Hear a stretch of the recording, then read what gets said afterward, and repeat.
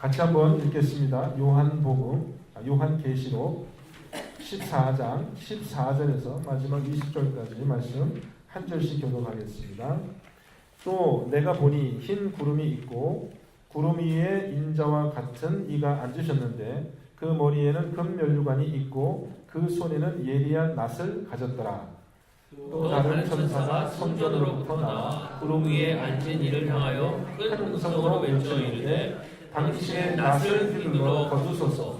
땅의 곡식이 다 익어 거둘 때가 이르렀음이니이다 하니 구름 위에 앉으신 이가 낫을 땅에 휘두르매 땅의 곡식이 거두어지니라.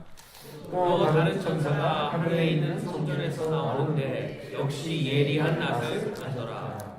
또 불을 다스리는 다른 천사가 제단으로부터 나와 예리한 낫 가진 자를 향하여 큰 음성으로 불러 이르되 내 예리한 낫을 휘둘러 땅의 포도송이를 거두라.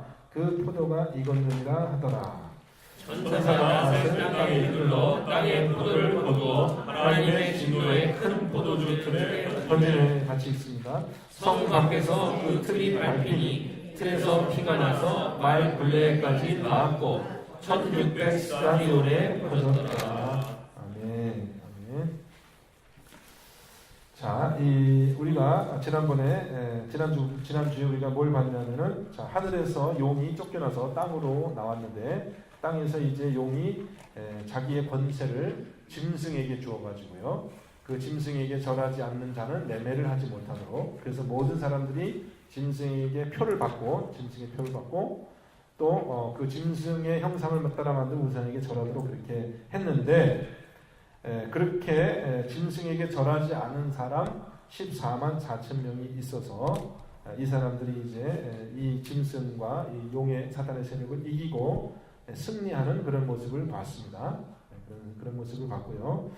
자, 그래서 이제 이 사탄이 이제 땅에서도 결정적인 이제 패배를 맛보게 되는데요. 그래서 지금 현재 우리가 7번째 천사가 나팔을 불고 있다. 7나팔의 재앙이 아직 있고요. 이제 7번째 나팔이 울려 퍼졌습니다. 울려 퍼져서 조만간 우리가 15장에 가면은 이제 7대접이라고 번역이 되어 있는데요. 사실은 그 원어를 잘 살리자면 7잔이라고 볼 수 있습니다. 7잔의 그 이제 재앙이 시작되기 직전에 이제 한 가지 사도 요한이 한 가지 하늘에서 징조를 한 가지 더 봅니다. 그러니까 오늘 우리가 읽은 말씀, 이 징조는 대충 내용을 보면 여러분이 아시겠지만 추수하는 그런 비유를 가지고 하나님의 심판을 이야기하고 있습니다. 그렇죠? 근데 앞부분에 14절부터 16절까지는 낫을 가지고 곡식을 베는 추수예요. 그래서 우리가 여러분들 우리도 옛날에 농사 짓는 우리나라였으니까 이 낫을 휘둘러 가지고 이렇게 우리가 가을 거지라고 하는데 여러분 해오셨습니까? 벼를 베고 보리를 베고 하는 그런 추수의 풍습 우리가 알죠. 낫을 가지고 그런 식으로 유대에서도 이 곡식을 거두기 위해서 거기는 유대는 낫이 우리나라처럼 이렇게 손낫이 아니라 조금 기따란 이렇게 낫으로 이렇게 치더라고요. 이렇게 기따란 낫인데 그런데 그 낫으로 이제 곡식을 추수하는 그런 장면이 14절부터 16절이고 17절부터 20절까지는 무슨 추수입니까? 같은 추수인데 이것은 곡식을 추수하는 게 아니라 뭐를 추수하고 있습니까? 여기서는 포도를 추수하는 거예요. 그래서 조금 내용이 틀립니다. 그러니까 곡식을 추수하는 내용하고 포도를 추수하는 내용 이게 두 가지를 같이 한번 반복해서 이야기하고 있습니다.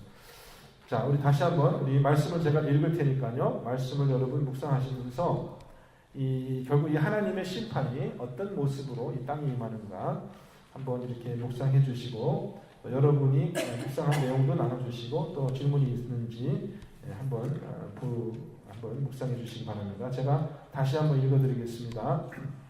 또 내가 보니 흰 구름이 있고 구름 위에 인자 같은 이가 앉으셨는데 그 머리에는 금면류관이 있고 그 손에는 예리한 낫을 가졌더라. 또 다른 천사가 성전으로부터 나와 구름 위에 앉은 이를 향하여 큰 음성으로 외쳐 이르되 당신의 낫을 휘둘러 거두소서. 땅의 곡식이 다 익어 거둘 때가 이르렀음이니이다 하니 구름 위에 앉으신 이가 낫을 땅에 휘두르매 땅의 곡식이 거두어지니라. 또 다른 천사가 하늘에 있는 성전에서 나오는데 역시 예리한 낫을 가졌더라.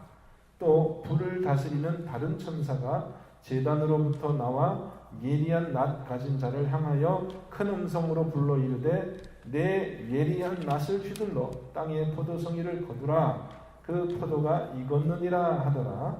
천사가 낫을 땅에 휘둘러 땅의 포도를 거두어 하나님의 진노의 큰 포도주 틀에 던지매 성 밖에서 그 틀이 밟히니 틀에서 피가 나서 말 둘레까지 닿았고 1600스타디온에 퍼졌더라. 네.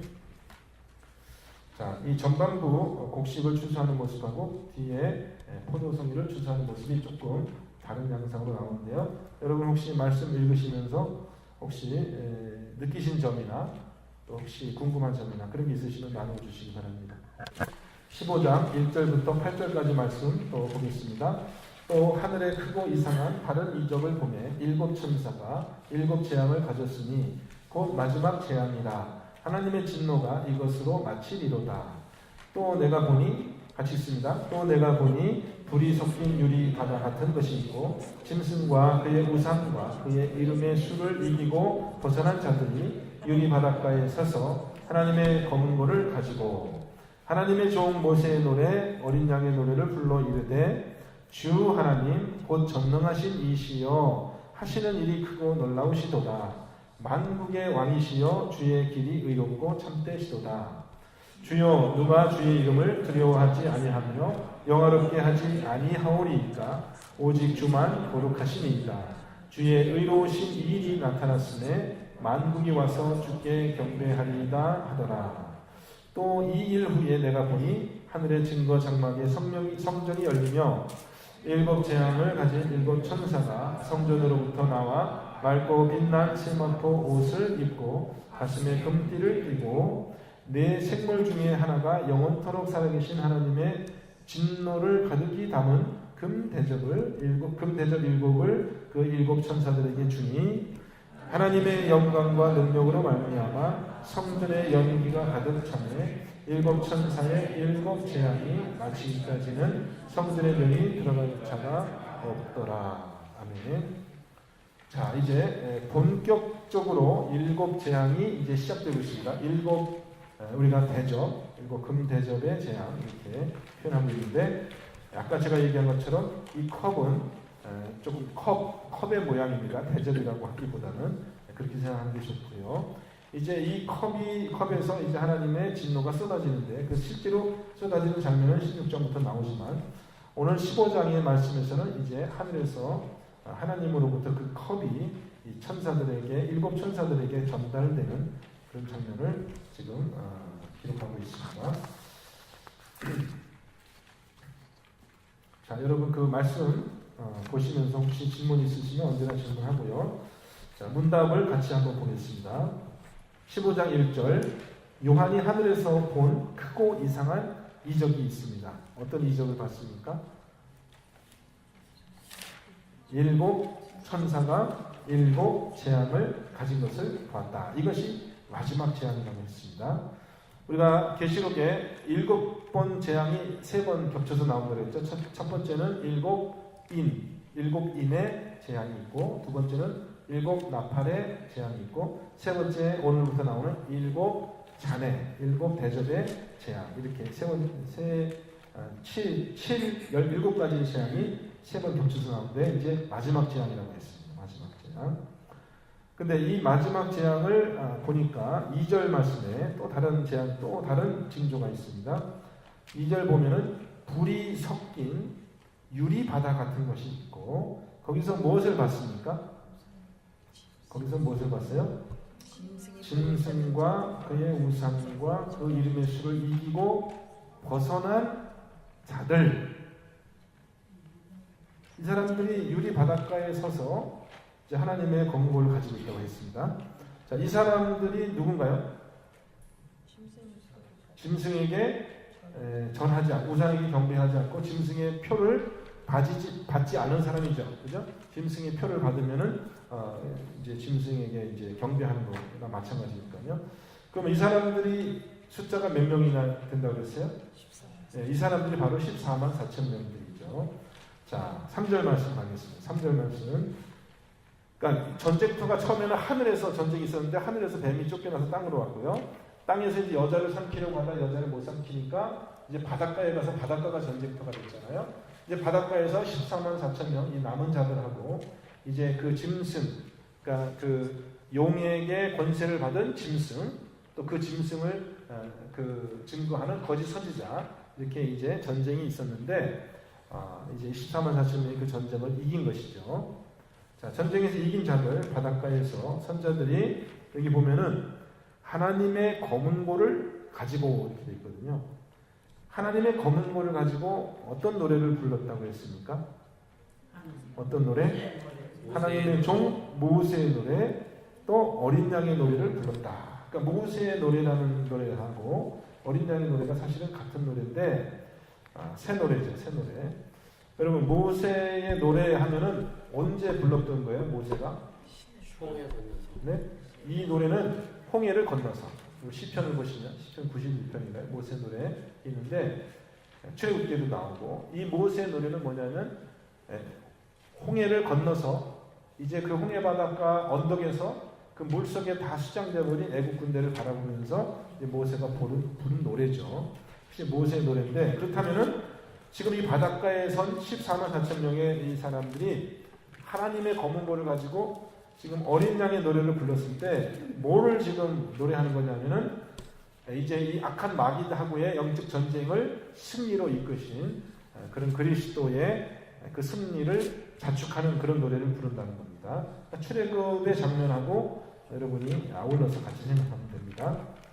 자, 그러면 이제 노래의 가사를 한번 보겠습니다. 이 노래 3절과 4절에 있는데 주 하나님 곧 전능하신 이시여 하시는 일이 크고 놀라우시도다. 만국의 왕이시여 주의 길이 의롭고 참되시도다. 뭐 이런 이제 표현들이 시편에 여러 군데 시편에 나오고 또 4절 말씀 주여 주가 주의 이름을 두려워하지 아니하며 영화롭게 하지 아니하오리까. 자, 그러면 이 말씀은 이 노래의 가사는 구약의 어느 성경에서 인용이 되었을까요? 출애굽기 시편. 예, 4절 말씀, 특별히 4절 말씀 보면은 누가 주의 이름을 두려워하지 아니하며, 이 말씀은 특별히 에레미야서 10장 7절에 똑같지는 않지만 비슷한 그런 가사가 있어요. 시편에 또 모세 노래, 출애굽기, 또 에레미야서 이런 곳에 이제 이 시편 지금 노래의 가사말이 마지막 때에 14만 4천 명이 부르는 그런 노래가 됩니다. 자, 14만 4천 명이 노래 부른다라는 것은 이전에도 나와 있었죠, 여러분. 몇 장에서 나와 있었죠? 14장? 바로 전. 그 14장 2절. 거기죠? 14장 2절. 14만 4천 명이 보세요. 14장에 보면은 14만 4천 명이 살때 그들의 이마에는 어린 양의 이름과 그 아버지의 이름을 쓴 것이 있더라. 14장 2절.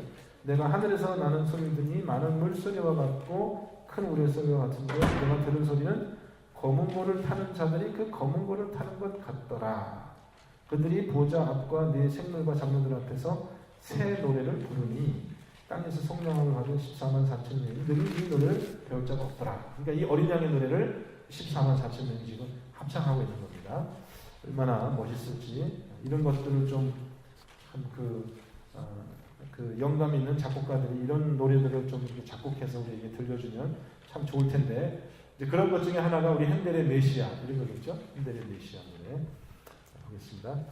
자, 그 다음에 15장 지금 다시 15장으로 가서 5절 말씀 보겠습니다. 이 일 후에라고 하면은 새로운 비전이 시작되는 겁니다. 새로운 환상을 또 보는 거예요. 뭘 보았습니까? 5절에서 이 일 후에 하늘의 증거 장막의 성전이 열리며, 하여튼 하늘에서 지금 하나님이 계신 곳이죠. 하늘의 증거 장막에 성전이 열린다. 그런 표현이 요한계시록에 자주 나옵니다. 그래서 제단도 보고 증거 장막도 보고 또 언약궤도 보고 이렇게 하거든요. 하늘에서 지금 심판의 모든 그 절차가 하늘에서부터 나오는 것을 이야기합니다. 전 장로님, 또 이런 거 자주 나오는데요. 자주 나와요. 네, 아니 요한계시록 15장에 나온 이 모세의 노래가 네, 출애굽기 15장입니다. 출애굽기 15장. 굉장히 비슷하죠. 네. 장이 비슷하다 그런 얘기죠.